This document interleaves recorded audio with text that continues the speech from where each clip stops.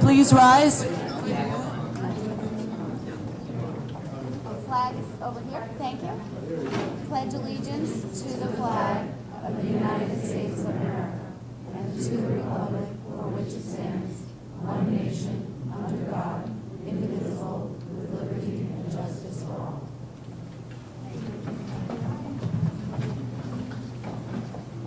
Can you call the roll, please? Certainly. Mrs. Sloan. Here. Mrs. Johnson. She's not here this evening. She's attending a program in the school district and representing the school board. Mrs. Bays. Here. Ms. Gilliar. Here. Mr. Greenstein. Here.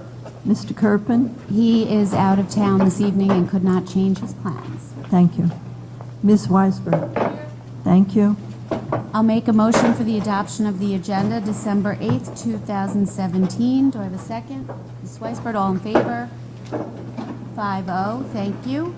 And we were going to go past community comments this evening because we are going to go right into our forum. But if there was anyone here that had a burning desire to speak to us now, we'd welcome you to. Okay. Oh, yes?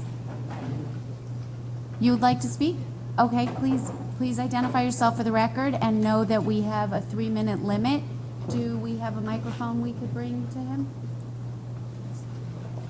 Thank you.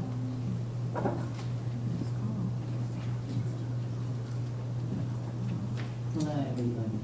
My name is Adishni Rajkumar and I call Fort Hunter and I was born and raised here. I am a student at Schreiber in the 9th grade.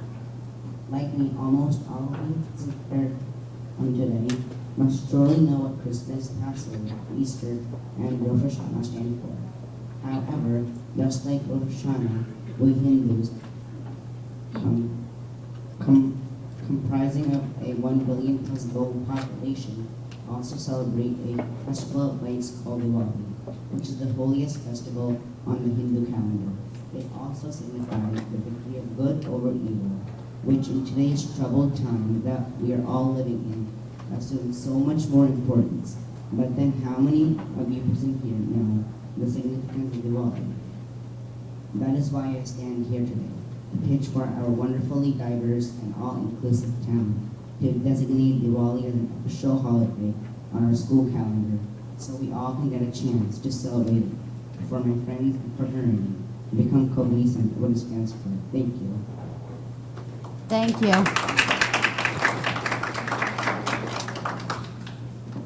If there are no other community comments at this time, we will move on, and I will move to the action items through A1 through A6. Do I have a second? Mrs. Weisberg, all in favor? 5-0. Thank you very much. And we have no old business or new business, and we will adjourn and move on to the community forum. So thank you for being here tonight, and welcome to everyone. It is really terrific to see so many new faces. We were hoping a lot of community members would be able to be here tonight and be a part of this and talk to us and ask us your questions and give us your comments. And we're really looking to have more input from you tonight than present to you this evening. But we do have a brief presentation from our legislative task force, followed by our superintendent, Dr. Kathleen Mooney. So I will turn this over to one of the two co-chairs of the Legislative Task Force. It is co-chaired by Emily Bays and Mr. Carl Huth, who will lead the presentation for us. Thank you.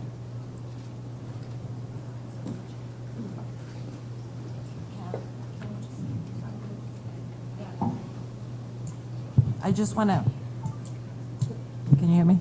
I just wanted to add a couple of things. We do have index cards that we've been handing out.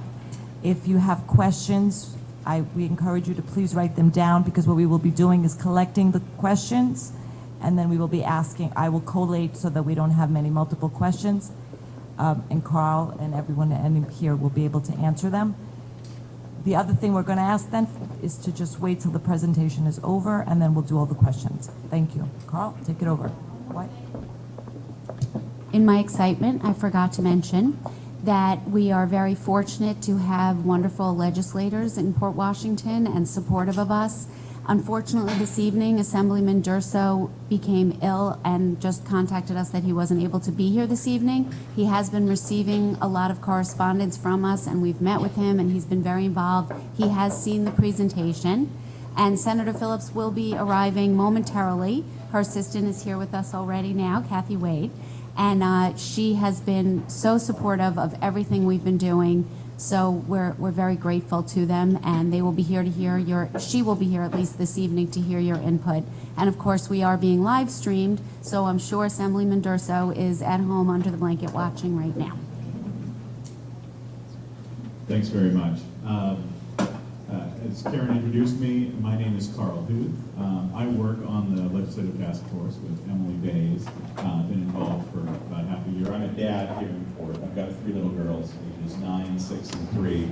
The older 2 of which are at Daly Elementary right now.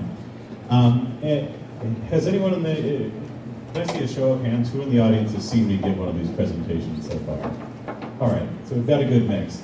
It'll be a little bit different today because we're going to cover a little bit more information, including about the plans the district has.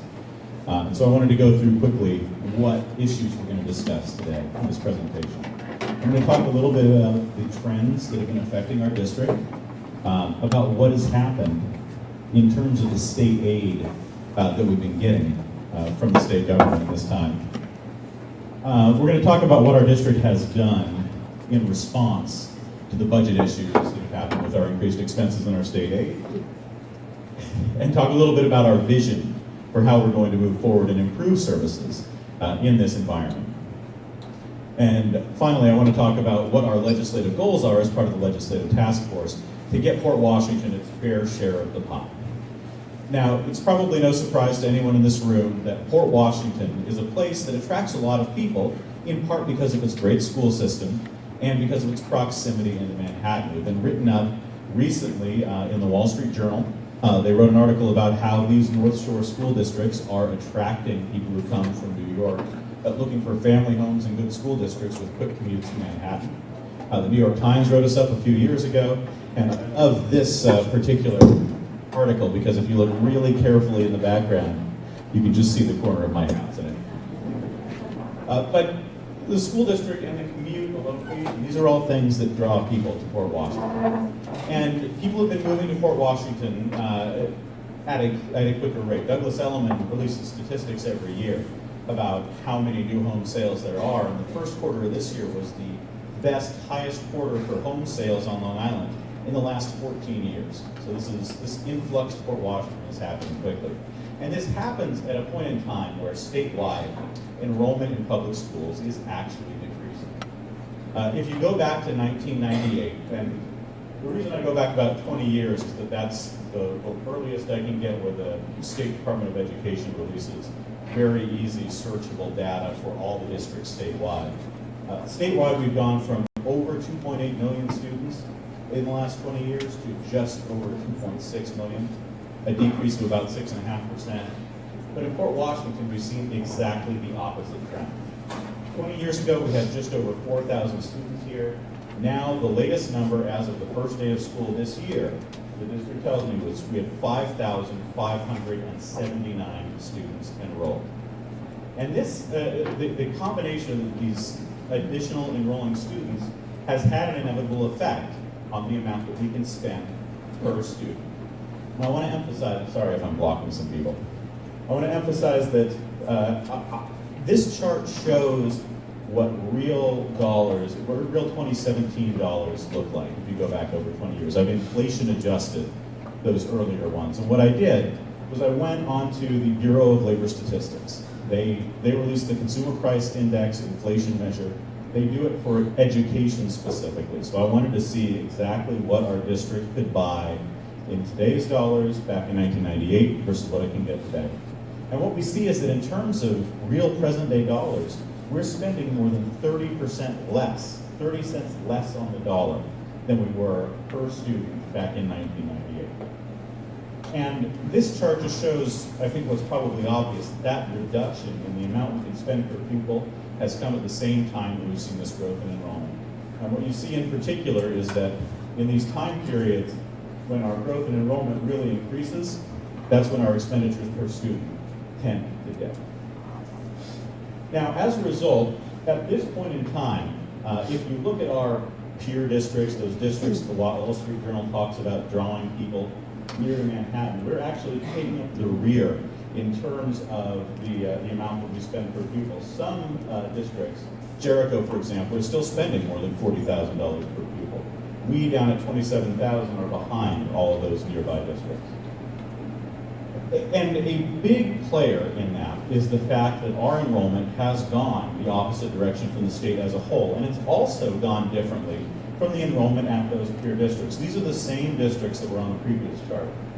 And what I did is I looked since the tax cap went into effect, because the tax cap really was the first time that there was a constraint on districts' ability to change their budgets based on changes in enrollment, and to see what has happened to the population in these districts since then. And what you see is that just like statewide, many of these nearby northern Nassau County school districts have been losing students. North Shore School District is down about 5% between 2011 and 2015. Garden City, Roslyn, Syosset, all down. We had gone up almost 5% in that time frame. And I want to emphasize, these numbers are just from 2011 through 2015, because the 2015 school year is the latest data that the state has released.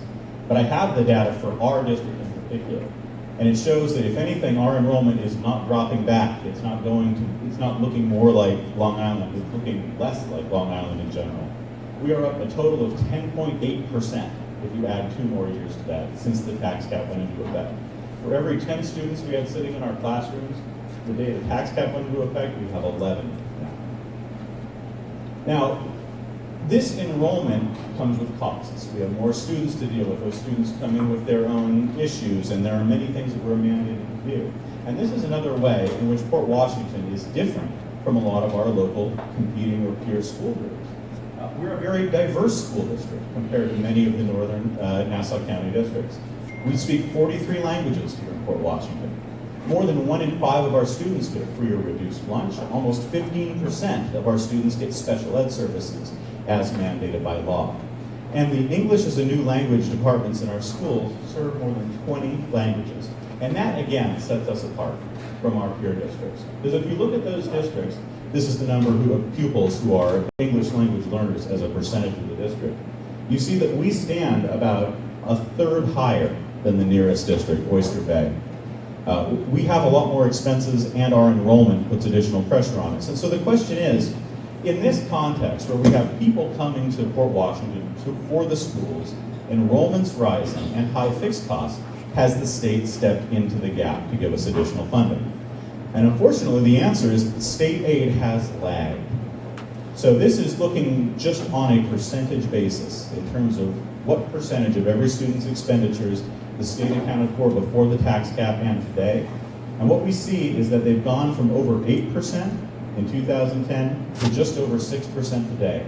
On a percentage basis, we've lost about a quarter of state funding that we had before the tax cap put additional constraints on us. And that's what brings us to the title of our presentation and our initiative, getting Port Washington its fair share of the pie, because this is what the pie looks like in New York State. Everybody pays taxes to support their school districts in New York State, and they come in 2 main ways. One, we pay income taxes into the state government, and the state provides state aid to districts. That comes out of our income taxes. Everything else, except for a little bit of local revenues, comes from the property taxes that people pay for their local district. And statewide, the piece of the pie breaks down like this. About 41%, 4 out of every $10, comes from the state. They come back from income taxes that we all pay. Port Washington was very different. Just 6% of our school budget comes from the state. And that leaves all of us who live and pay taxes in Port Washington to make up 89% of our school district budget solely through those real property taxes and assessments. And this has, there's been an additional factor that's gone on top of this that has created another challenge for our district. Not only is the state not providing a lot of state aid, but the fact that we have now been limited in terms of our budget increases from adjusting our budget to account for enrollment since the tax cap has resulted in a real shortfall. And what this chart does is just bring it all together.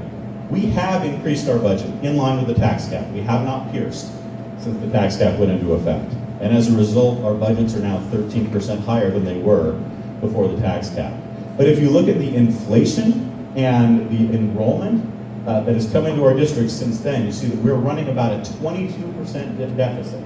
For every $5 that we were able to spend per pupil back in 2011, we're spending $4 today in this compressed budget environment. So the question arises, what has the district done with all this new enrollment, with all of these fixed costs, and with this difficulty to raise money, and the state not stepping in with more aid? Well, the districts actually had to cut instructional staff. Went down from 481.3 in 2011 to a little bit less today. That's resulted in larger class sizes. And just to illustrate what the enrollment increase has looked like as compared to our instructional staff, I put this chart together. What you see is that our district has actually cut a significant number of teachers, particularly at the beginning of the tax cap era, and enrollment has recently taken off out of all proportion to the increase in instructional staff as we've hired them back. So we now have a gap where every teacher has 10% more students than that teacher had back before the tax cap went into effect. The district has also kept its administrative staffing levels very low. If you look at the ratio of students per administrator, we have one instructional administrator in this district for every 233 students. And again, that is dead last among our peer districts. If you look at the other districts in northern Nassau, and you compare them, our nearest competitor is East Williston with 194 students per administrator. We're far higher.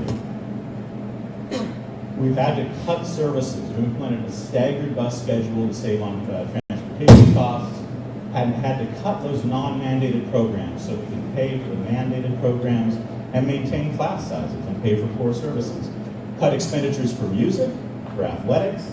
We've reduced staffing, classroom time for the enrichment program, eliminated elementary school clubs, and reduced busing to after-school programs. And one of the things that all of this has done, this reduction in the budget and the struggles that we've had, is that the district has been forced to look to its reserves in order to make up the difference. This is money that sits in your budget and should be insurance for a rainy day when you can't cover it. But the district has repeatedly had to appropriate funds since the tax cap went into effect from its reserves. And this is a chart of the cumulative amount. We are at about $10 million through the 2016-2017 school year. Since the tax cap went into effect, we've appropriated nearly $10 million from those reserves. And it leaves the reserves in a diminished state. This is not something the district can continue to do forever. So, what I'd like to do now is talk a little bit about the road ahead. And I'd like to yield the mic over to Dr. Kathleen Mooney to talk about some of the new programs and expenditures.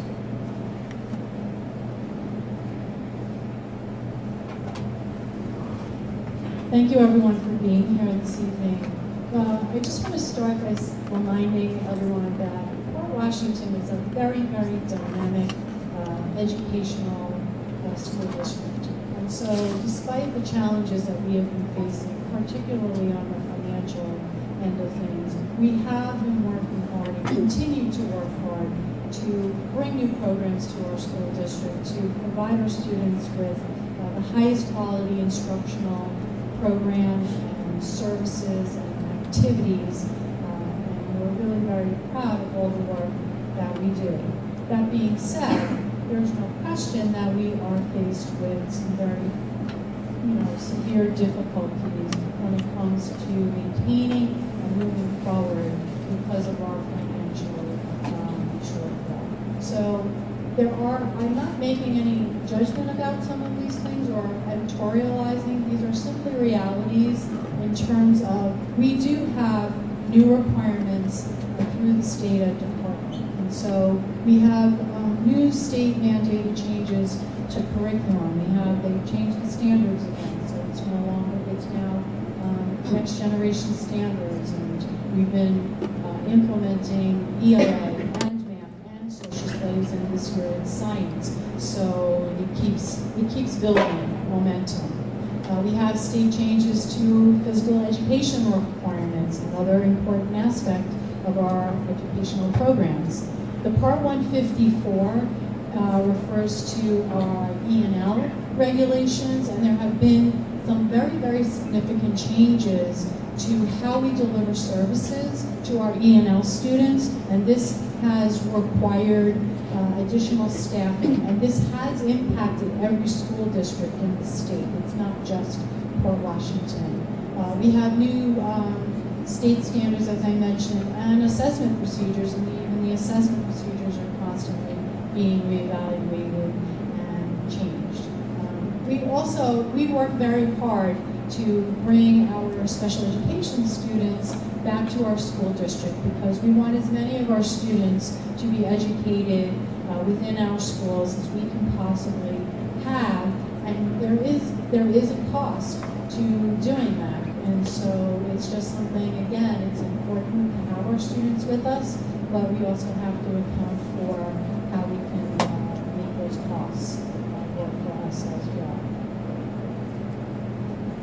So we also have areas where we want to improve and move forward. It's very important to keep being as progressive as we've been. And we know that something that is very, very important to the board and administration as well as our parents is maintaining class size within the board policy at all of our levels. We've made some really good strides in this area. Our elementary schools are in a very good place right now. Only a couple of years ago, we were really struggling with some very large class sizes. At the middle school and the high school, we are still concerned because we feel that there are classes that need some alleviating in certain content areas, and so we're trying to focus on some of that.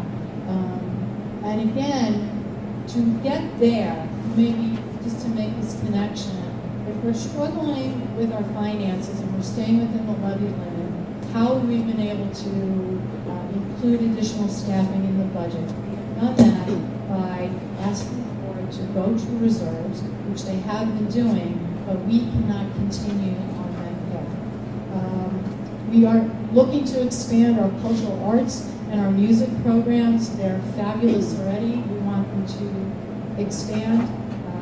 Just very briefly, last year I was at the 6th grade concert, and we were afraid the kids were going to fall off the stage because there were so many kids participating, which is a good problem to have. We're always looking to improve our mental health support.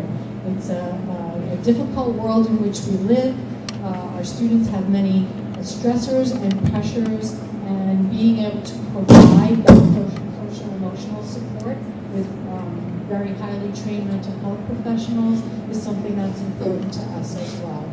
We also want to work and expand enrichment programs to our students at all levels, and we do want to refocus back on the elementary schools and reestablish the enrichment program. We'd like to, we're doing it under the heading of STEAM, but we'd like to call it STEAM for the enrichment and in the STEAM area. We want that to be for all of our students. So I'm not going to go through this in any great detail. If you want to hear more about some of this, we'll have that at our budget hearings in the winter. But we do actually have a plan, a 3-year plan, and it does include how we would build in additional staffing over the course of 3 years. And again, a lot of it's based on the things I just went through and our student enrollment. And so just some of the areas in the special education area, reading and math, elementary teachers if we need them, the elementary STEAM, health, phys ed, psychologists, social studies, math, chemistry, physics, art and music. There's a wide array of positions that we really are looking to have, not just to enhance our programs, but to also make sure that our students get the kind of instructional quality that we believe that they should have. So again, this really just demonstrates, as you saw in the previous slide, our staffing is not commensurate with the growth of our enrollment. And And so over the course of the next 3 years, if it's possible to manage that with our budget, we would see an increase of close to 6% in the instructional staffing by 2020. And if you compare that to the growth we've seen of almost 11%, it's still not quite enough with all of that. However, we have seen over the last few years an average of somewhere between 60 and 100 new students to our school district each year. That's a very high rate of growth. Again, compared to not just our neighboring school districts, but quite a few districts on Long Island and South. We're bucking the trend in that regard. So. And then we do have a plan also, because it was mentioned that the student administrator ratio is quite high, and so we also have a 3-year plan to provide additional administrative support to our students. And so at some point we may need assistant principal, another assistant principal for the high school and the middle school. Again, these schools are, the middle school at some point could reach 1,300 students. That's much higher than we've ever seen. Schreiber's already over 1,600 students. We have not been that high, I'm sure, ever, maybe 30, 40 years ago. We'd like to continue to build on literacy instruction with another administrator for the 3rd through 6th grade. We'd like to, our health and physical education program is very robust and very expansive, and so we'd like to give additional support there. We'd like to have additional administrative support for the enrichment STEAM programs at the elementary level.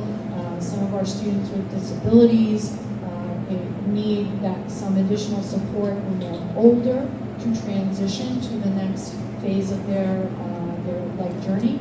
And so there are a lot of requirements in special education that are associated with that. So we're looking down the road at how diverse student population with, again, some different administrative positions. These would not be all asked for in one year. It would be staggered over a 3-year period. Again, that's possible.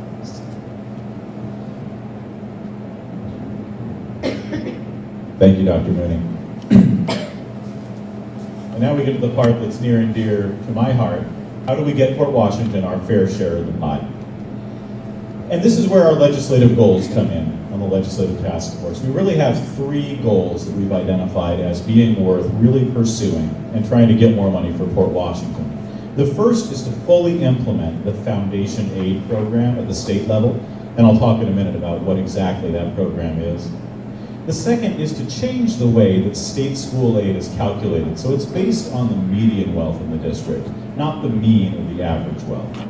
And the third is to revise the way our tax cap is calculated, so it can actually account for increased enrollment like the 11% growth that we've seen in Port Washington in the last 7 years.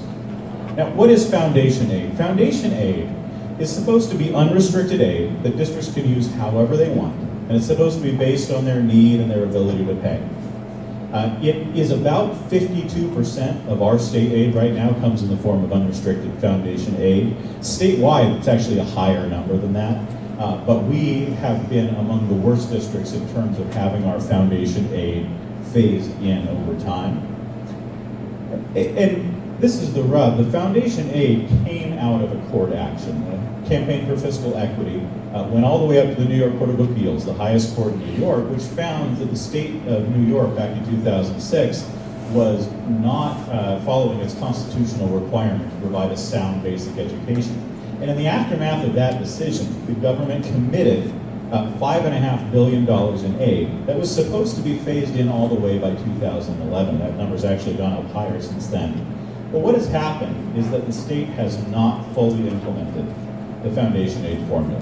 Every year in the budget, the foundation aid is less than it's supposed to be based on the formula.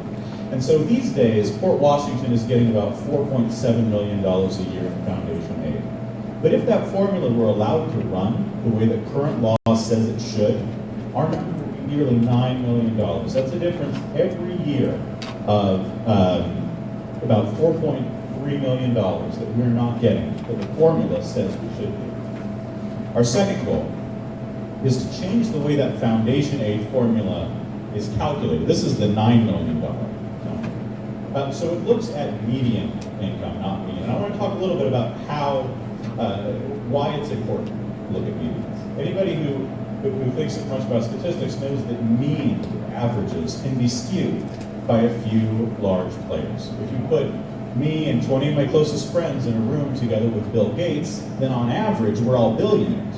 But the person in the middle is going to look a whole lot more like me.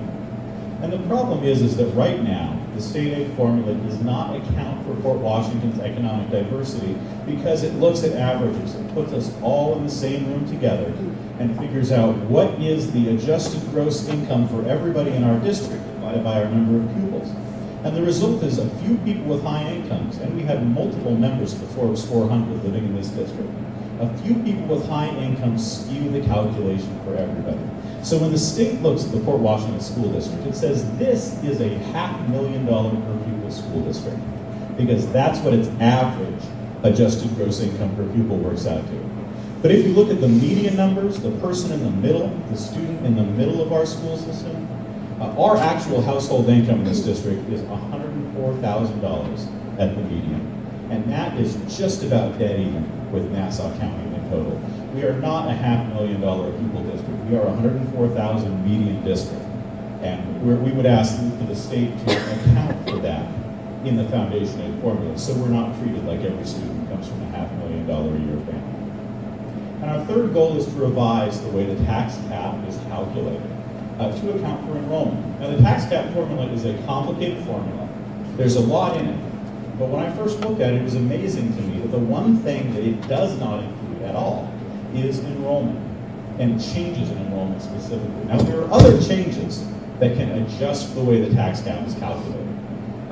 Down here on the exclusions, there's you can court orders or judgments that are more than 5% of the district budget, changes in the way pension obligations have to be funded.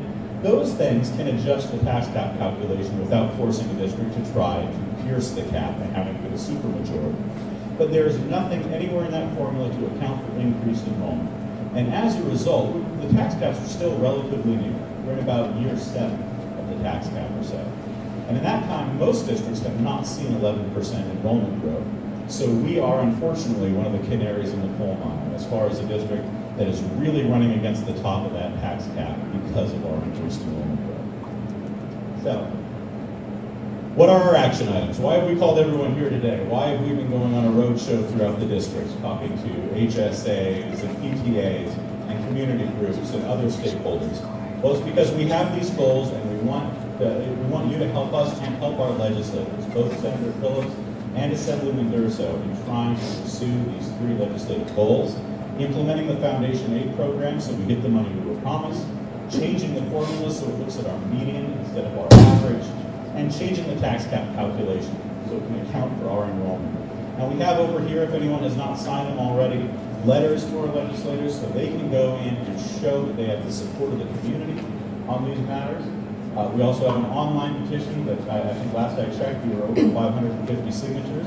We can always use more. You can see that at portpod.com if you still want to sign up for it. We are working currently with both people in the government and private real estate brokers to try to identify other districts that have been seeing the same sort of increased enrollment and are running the same sort of budget crunches that we are doing now. And we're asking everybody to keep people educated about this. A lot of this is obscure information that not everybody can get. And to even make this presentation, I was jumping from federal to state to district releases. A lot of this is stuff that people don't know.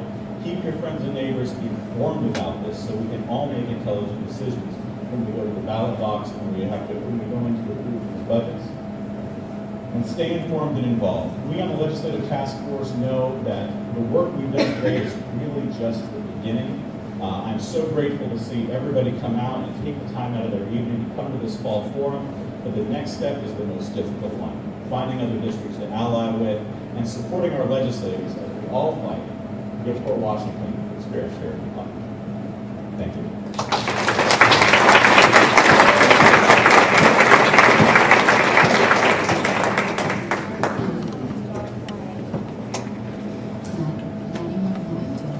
just want to start by, first of all, really thanking Carl again. He's just a concerned parent that came forward and did this fabulous presentation and really has taken his show on the road, along with Emily Bays, who has to do this because she's on the board. So thank you so much, Carl, for everything. It's really, really been a pleasure working with you and for all that you've done for the community. And all of you coming out tonight have really taken the first step of action in getting educated and being informed and coming here so that the community can come together and really try and make the effort to make a difference for our school district. There's really nothing more important, and we're so glad to have you here. We know we threw a lot of information at you, and we hope that we still can get some questions and certainly hear your input. Cards were passed out. If anyone has any questions, they can be collected. The cards can be collected. But we did already receive a few questions, so I will start by taking some of these that are here. And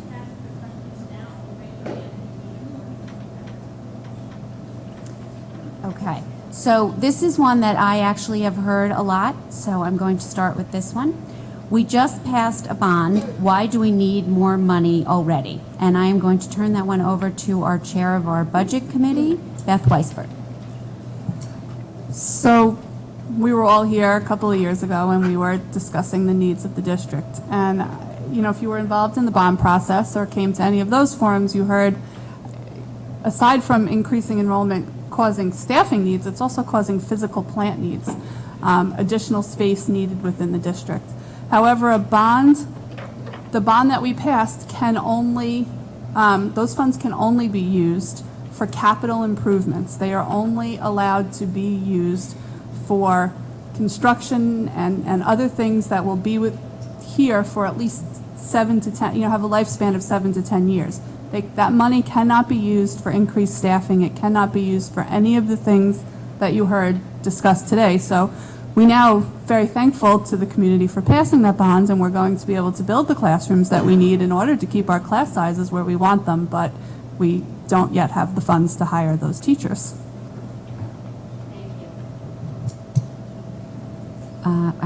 I hope we have the answer to this one. What is the average class size in the middle school, and how do you plan to accommodate the unprecedented size of the incoming 6th grade at Weber? What is the 3-year plan for this cohort? Dr. Moon, do you have those stats with you off the top of your head? I think with the class size question, I think that, it depends on what class you're looking at, but the maximum class size, I believe, for Weber is around 28 students in a class. There are probably some. It's probably somewhere between 24 and 28. There might be a few outliers in there, both on the lower end and on the higher end. We do have a plan for moving forward. We know that the current 5th grade cohort is probably the largest cohort of students we have in the district. It is somewhere near, I don't have the enrollment report in front of me, but somewhere around 460 students, thereabouts. And so we are looking to hire an additional elementary teacher for the 6th grade for next year, and then we will work through with that cohort in moving staffing forward. We'd also probably need some additional on-course staffing, maybe a little bit more health and phys ed, but we have, that is a priority position for us for the 18-19 budget. Which other North Shore districts get 41% state aid? Which South Shore and Long Island? So, Carl, ask that one. So unfortunately, I don't have memorized the state aid numbers for every district in the state, but in general terms, most of those peer districts that the Wall Street Journal lumps in with us on the North Shore get a very similar amount of state aid on a percentage basis that we do. And it's once you get into districts that have a lower average income per pupil that you start to see real escalation. In some districts, they actually get far more than 41%. That's just the average statewide. So for example, if you look among our districts, the way the formula works is it takes a look at your gross income divided by pupil, that average number that we're not crazy about, and it creates a ratio comparing that to the statewide average. So it says, here's your dollars per pupil, here's the statewide average, and there's actually a cap in the system. So if you have more than twice the statewide average, every incremental dollar doesn't matter. And we are in that category. We're one of those districts that just barely has more than 2 times the state average. So we get exactly the same multiplier as Jericho and Oyster Bay and Roslyn, even though they all have higher adjusted gross income per pupil numbers. So one thing that changing to a median number would do, or would accomplish, is it would bring us well below that 2 times multiplier, and we would actually get into the level where you start to get more state aid than the bare minimum. Right now, we do get the bare minimum, and so do most of our career districts. Some of those, that wouldn't change. If you looked at a median basis, Jericho, Oyster Bay, Roslyn would still be at the minimum. But we would fall well below that 2 times multiplier and get more money because of what our actual median students are. I hope I can read this whole thing because I just saw I don't have my glasses. What does ENL stand for? Isn't it less expensive or at least equal cost to bring special ed students back to district because the district pays for their program out of district? Dr. Moody? ENL is English as a New Language. That's what ENL stands for. It's they keep changing the acronyms. So it was ESL, now it's ENL. In terms of special education students and cost in returning students to our school districts, it's actually a complicated question. The cost of educating those students, whether they are in the district or out of the district, if it meets a certain threshold of cost because of the need of the children, there is some percentage of state reimbursement. For the district to take students back, which again, as I mentioned, if that's the best place for the student to be, then we want to try and work that through. There are usually support services that student would get that could be somewhat inclusive in an outside type of a program. We do have some smaller classes for students, self-contained classes, and sometimes those classes reach a capacity. So it's not necessarily, it could be more to return a student because of the level of services that they may require from the district. Our capacity is a little bit different than what sometimes can be provided in an outside program. It doesn't mean one is better than the other. The decision is always made as to what would be in the best interest of that child and what that child's particular needs are. So I don't know if I really answered the question well, but Thank you. Okay, this is a 2-part question, and I'm going to do this one, then I'm going to turn it over to you, Carl. Why are cuts not discussed? If so, where will they be made? I think that's what this says. We are not discussing cuts to the budget at this time, that this is not a budget presentation. It's really about state aid and our finances and how all of that works. Our hope is not to be discussing major cuts this year, but in any case, we certainly wouldn't be doing it this evening. We really urge you all, I hope we see as big attendance at our budget meetings. And the next question was, has there been any thought given to splitting the district to increase state aid to areas of Port Washington where there's bulk of student growth and concentration of need? Okay, go.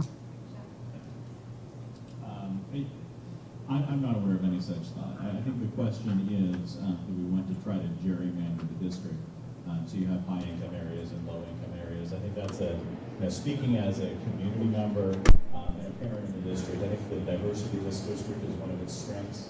And I think that getting into a pattern where the answer to struggles to fund things is to create a bigger difference between the haves and have-nots.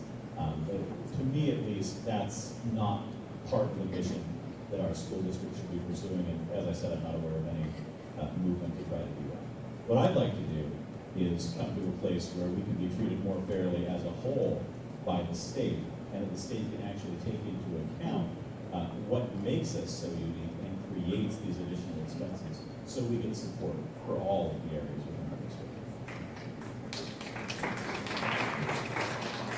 Also, we do not have the authority to split our district into two. That would require legislative approval. And the trend from Albany is they want districts to merge and become more efficient by becoming larger, supposedly, rather than creating more smaller school districts, because each school district is required by law to have a superintendent. So therefore, you're increasing costs and you're increasing overhead. So it's very unlikely. I agree with everything Carl said. There's no reason we would ever want to do it, but we wouldn't be allowed to even if we did. With such a diverse population in our community, what proposed changes are meant to address the needs of non-English speakers and their families? So without being specific going into the programs, which Dr. Mooney might be able to add, I just want to make sure everybody knows that we do have a diversity committee in our district, and it's co-chaired by a district administrator and board member, Nora Johnson. She's not here tonight, and she can speak more about what's going on in the committee, but we are doing a very comprehensive district-wide outreach to our school district, through our schools, and trying to get input from everyone in the community that wants to be involved in that. We urge you to do so if you are not already on it. We are working on a much stronger effort to translate everything that goes out from the district in terms of emails and even any flyers that we do, which are few and far between now that we're so green. But every effort's being made within the schools. We have increased our mental health staff, as we have said, and that just goes to additional social workers, which are helpful to us in that outreach effort as well. And Dr. Mooney, you might want to speak more specifically to the curriculum. As I mentioned earlier, we do follow the state regulations, and there have been quite a number of changes that have been made in the delivery and implementation of services to our ENL student population. And so we are always looking at that and always making changes to support our students wherever they are in their level of need and instruction. We also we make great effort to reach out to the families. Our schools make great effort to reach out to the families. They do parent universities, and they hold other individual meetings where they offer a bilingual, I guess the way that the meetings are structured. So there's that support for people as well. And so, we're always looking to improve what we do. And as I said, we do follow, and we've made quite a number of changes already to our services that we deliver to our students. How deep/far into the reserves is the board willing to go before depleting? This is a very tricky question because it's something that the board as a whole has not yet discussed in great depth. I think I can speak for the entire board when I say it is a matter of grave concern overall to each of us, and how far into it we'd be willing to go is not something we've yet decided as a board. It is a question every year because we have needed to go into the reserves, and unquestionably we will to some extent again this year. How far we're willing to go is again something we'll probably have to discuss at the future budget meetings. Does anybody want to add anything to that? No. Okay. That was a tricky one. If we have such budget problems, why are we adding Eastine? I can answer that one first and then again turn it over to you. But as Dr. Mooney said in her presentation, and it's something we speak about in all of our committee meetings and as a board frequently at the public meetings, no matter what our financial issues are, we can't stop the district and the students from being able to move forward and be as competitive in whatever they want for their futures as all the other students, not only in the state but in the country. We have to keep moving forward. So that's really why we're here tonight, because we have to find a way to continue to make that happen for our students. Ultimately, That's really all that matters, is the children, and how are we going to fund that for them? So that's why we are talking about a STEAM, and that's why we added the science labs and the STEAM labs in each of the buildings in the bond project, and why we need to staff those labs with teachers that can bring our students where they need to go. I don't know if you have anything to add. Yes. I think that these are some of the things that are the hallmarks of a very high-achieving school district. It's something that we're very dedicated to providing, but providing to all of our students. Our students have many different talents, and so there are many ways for us to work through and find ways to give them a chance to have some opportunities to stimulate their intellectual curiosity, and again, for all of our students. So building STEAM labs into our schools, they do need to then have the staff not only to work with the students, but staff to work with our classroom teachers who also have many responsibilities as well. So if our staff is working together and they're able to individualize instruction to a greater extent and provide for the needs of varying abilities, then that's really what we want to be able to do. The other piece is that we also want to make sure that we prepare our students for the world in which they will be going to. And we cannot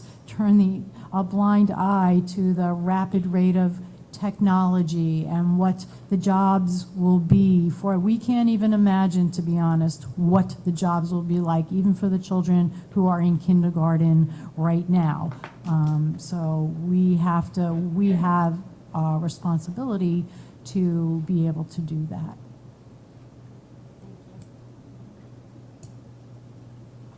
Can you please share the per pupil spending for ENL and special ed students as compared to our peer North Shore districts? Do we have those statistics on hand? Or? That's something we'd have to find out. That really isn't anything that we have tracked in the past at all, ENL or special ed compared to other districts. And I don't know offhand, I'm sorry. I was going to say, when IDEA was first enacted, the speculation of the Congress was that a special ed student would cost 40% more than a regular student, and they were supposed to fund that. They have never funded that fully also, which is one of the problems. But anyway, so if you want to use that number, if it's 40% higher in this district, it's 40% higher in every other district. So since we're at the lower end of the cost spectrum, our increase is somewhat lower than it would be in districts that are spending more than we are. And if you want to get into it on a district level, I don't know the answer offhand, but the State Department of Education does publish per pupil spend for special ed and non-special ed, I think on the district report card for each district. So that goes up to about 2015, and it's a really useful resource if anyone wants to get online and find the answer. Does the district employ lobbyists in Albany? We do not at this time. It is something that I am currently looking into on behalf of the board and can report on it once I have more information. But it's important to know that that is something we go to our legislators about, and from the first meeting we held, they have been doing their very best on our behalf. So we are trying to work on everything we can from every angle. Emily, you want to read? Once the district shows its support through letter writing, petitioning, etc., what is the legislative process that has to happen to reach the goals noted here tonight? Carl, you want to take that one? Well, it's moving and missing the question. Well, okay, the question basically is, once the district shows its support through letter writing, petitioning, etc., what are the next steps? What is the legislative process that has to happen to reach the goals noted here tonight? So the next step, one of the reasons it was so important to have you here today, and we have Senator Phillips staffers here looking at this, is to show how much community support we have. And those letters are going to go in.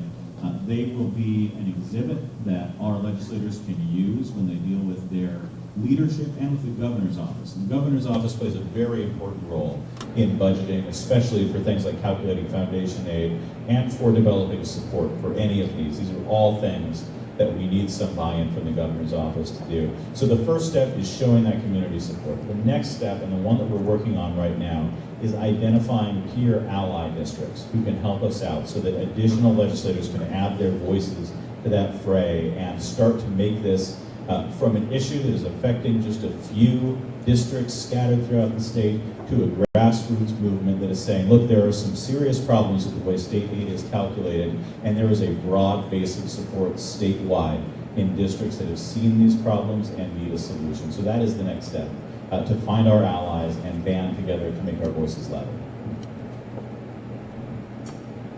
As a follow-up, we have a question if there's a realistic chance of having the state give us our quote-unquote fair share. And we don't know how successful that we will be, but of the 3 areas that we're pursuing, we have hope that at least one of them will come through for us, and our legislators have already begun exploring them. The tax cap levy is something that the governor does not seem very open to ever getting rid of, but perhaps making any kind of changes that would be fair to communities like Port Washington. It's certainly a possibility, and the stronger our voice, the stronger the possibility. So that's why we're here tonight.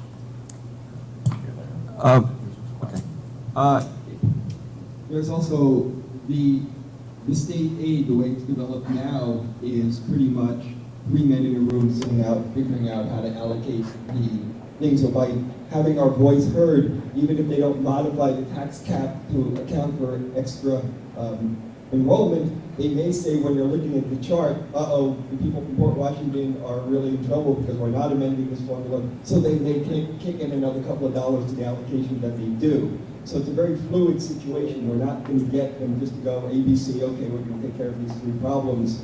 But if they can increase what they give us by $2 million one year, well, that's great. You know, so we're working all of those angles at the same time.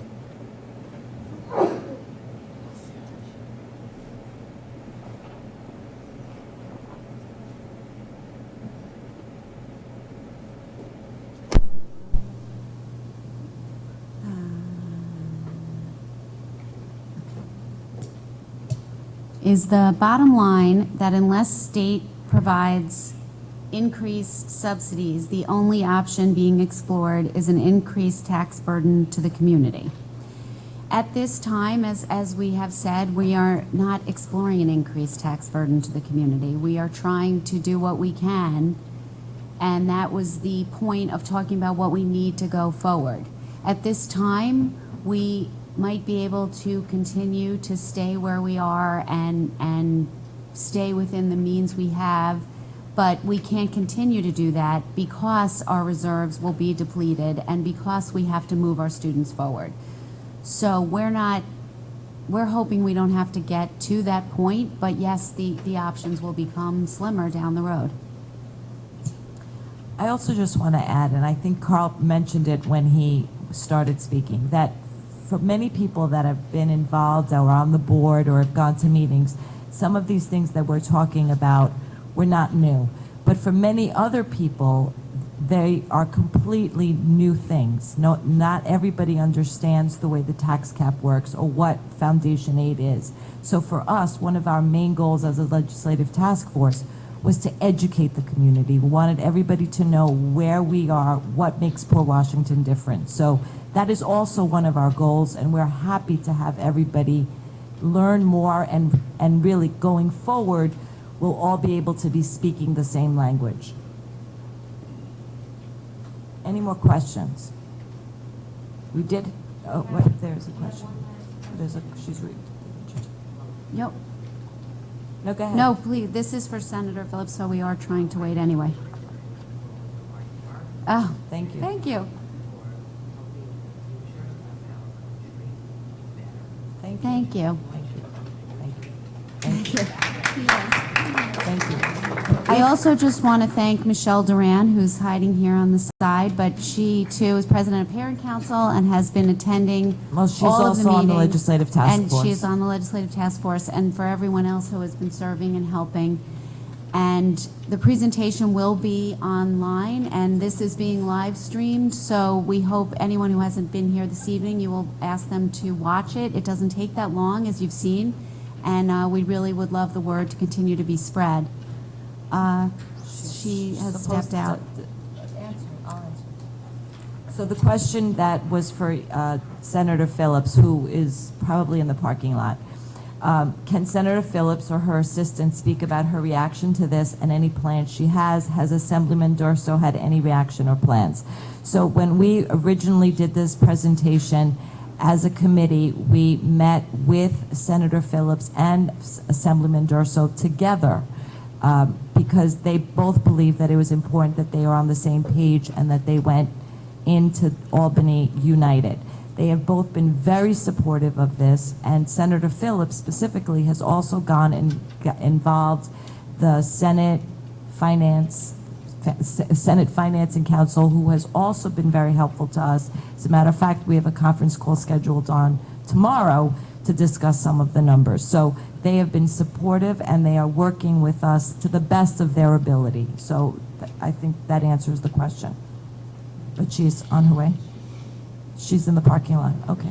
She'll be here if anyone wants to speak with her. She will be coming in, and we thank everyone for being here tonight. If there are any... But please, please, please, sign the letter. letters. We have lots of letters here. Sign the Sign them because petition. they need them as ammunition. We're collecting them right at the door. And any further questions, you can contact us online, and we'll be happy to answer. Thank you.